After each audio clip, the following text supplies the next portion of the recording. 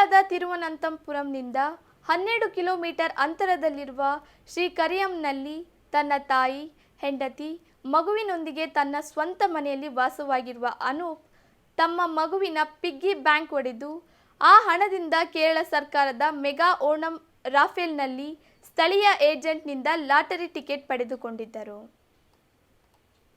ಅಚ್ಚರಿ ಎಂಬಂತೆ ಮೊದಲ ಬಹುಮಾನ ಅನೂಪ್ ಅವರಿಗೆ ಎಂದು ಘೋಷಣೆಯಾಗಿಬಿಟ್ಟಿತ್ತು.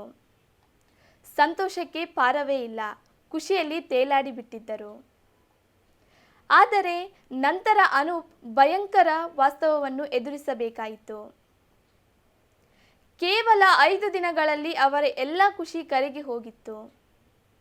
ಆತ ಗೆದ್ದಿರುವ ಈ ಭಾರಿ ಮೊತ್ತದ ಹಣದ ಮೇಲೆ ಜನ ಕಣ್ಣು ಹಾಕಿದ್ದಾರೆ. ತಮ್ಮ ಅಗತ್ಯಗಳಿಗಾಗಿ ಸಹಾಯ ಮಾಡಬೇಕೆಂದು ನನ್ನನ್ನು ಎಡಬಿಡದೆ ಕಾಡುತ್ತಿದ್ದಾರೆ ಎಂದು ಅನೂಪ್ ತನಗೆ ಆಗುತ್ತಿರುವ ಸಮಸ್ಯೆ ಬಗ್ಗೆ ಮಾತನಾಡಿದ್ದಾರೆ. ತೆರಿಗೆ ಕಡಿತಗೊಂಡ ನಂತರ ರೂಪಾಯಿ 15 ಕೋಟಿ ಹಣವು ಅನೂಪ್ ಅವರಿಗೆ ಸೇರಲಿದೆ.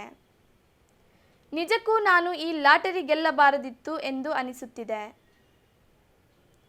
ಎಲ್ಲರಂತೆ ಈ ಗೆಲುವನ್ನು 2 ದಿನಗಳ ತನಕ ಆನಂದಿಸಿದೆ. ಆದರೆ ಆ ಆನಂದವೇ ಈಗ ಅಪಾಯದ ಬಾಗಿಲು ತೆರೆಯುತ್ತಿದೆ. ನಿಜಕ್ಕೂ ಇದರಿಂದ ಹೊರಬರಲಾಗುತ್ತಿಲ್ಲ. ಅದೆಷ್ಟೋ ಜನ ಸಹಾಯಕ್ಕಾಗಿ ದುಂಬಾಗಲು ಬಿದ್ದಿದ್ದಾರೆ ಎಂದು ತಮ್ಮ ಅಸಹಾಯಕತೆ ವ್ಯಕ್ತಪಡಿಸಿದ್ದಾರೆ. ನನಗೆ ಪರಿಚಯವಿದ್ದ ಅನೇಕರು ಈಗ ಶತ್ರುಗಳಾಗುವ ಹಂತಕ್ಕೆ ತಿರುಗುತ್ತಿದ್ದಾರೆ. ಅನೇಕರು ನನ್ನನ್ನು ಹುಡುಕಿಕೊಂಡು ಮನೆಗೆ ಬರುತ್ತಿರುವ ಕಾರಣ ನೆರೆಹೊರೆಯವರು ಕೋಪಗೊಳ್ಳುತ್ತಿದ್ದಾರೆ. ಮಾಸ್ಕ್ ಹಾಕಿಕೊಂಡು ಓಡಾಡುತ್ತಿದ್ದರೂ ಜನರು ನನ್ನನ್ನು ಗುರುತಿಸುತ್ತಿದ್ದಾರೆ. ನನ್ನ ಸುತ್ತಲೂ ಗುಂಪು ಸೇರುತ್ತಿದ್ದಾರೆ.